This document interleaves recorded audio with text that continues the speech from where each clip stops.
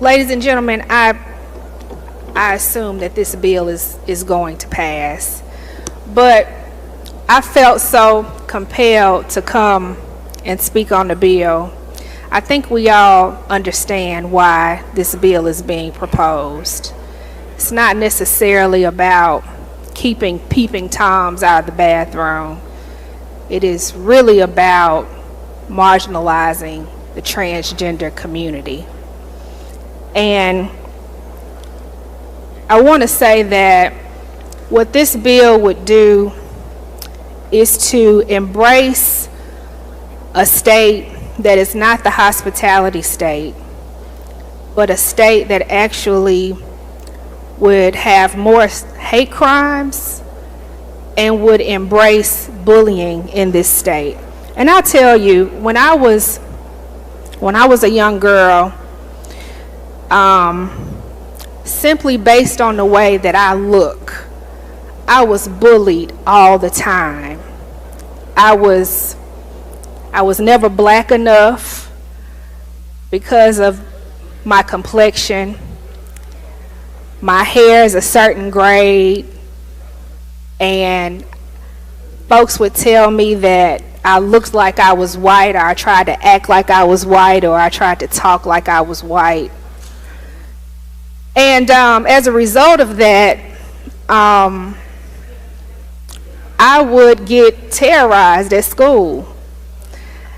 And I had to come up with a strategy to get the people that were bullying me to stop bullying me. Fortunately, I had parents that instilled in me that my differences were okay, that the way that God made me was okay. And I would just tell you that the way that God made trans people is okay. We have trans people in our state. They are not going anywhere. And we should not deny them their humanity based on their differences. I've had the privilege of working with the trans community prior to me coming into this body. And the stories that they would share with us about how they were discriminated against, how they were denied opportunities, denied access, people looking at them differently and treating them differently. It reminded me of what my ancestors had to deal with at a time when they couldn't go in the bathroom either. And they wouldn't dare stick their toe in a pool. They couldn't go in certain places either. And it also reminded me of my own experience of being bullied as a young girl. You know, the Bible teaches us and tells us that we should love each other as God has loved us. In fact, Matthew 22:39 says, love your neighbor as yourself. And I know that we like to quote Bible scriptures in here when it only applies to certain situations. But God is love, and God teaches us to love one another.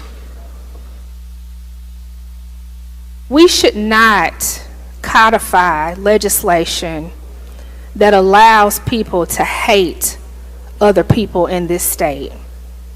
In Mississippi, not only have we experienced a stagnant population, but we have also experienced a reduction in our workforce. People are not necessarily dying to come to the state of Mississippi. And that's going to have devastating effects on the future of our state. When we put these kinds of measures into law, we're making the situation worse. You may have trans people in your family. You may even have them going to your church. They could be your neighbors. Why would you want to deny them the space to live the life that they want to live?